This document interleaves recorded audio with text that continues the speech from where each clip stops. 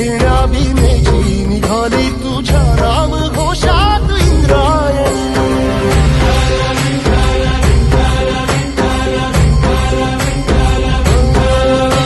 भिडे आसमंती ध्वजा वैष्णवांची उभी पंढरी आज नारावली. तुझे नाव ओठी तुझे रूप ध्यानी जीवाला तुझी आज गाला घरी. जरी बाप साऱ्या जगाचा परी